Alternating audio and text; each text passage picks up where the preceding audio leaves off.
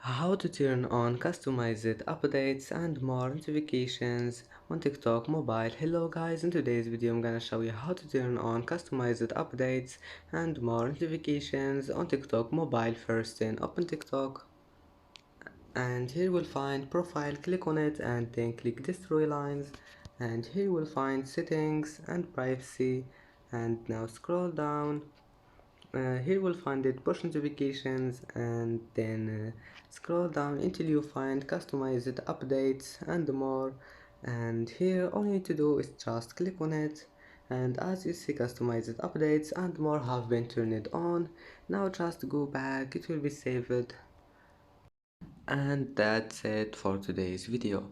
If you like this video, don't forget like and subscribe, and thank you for watching this video until the end, and see you in the next video.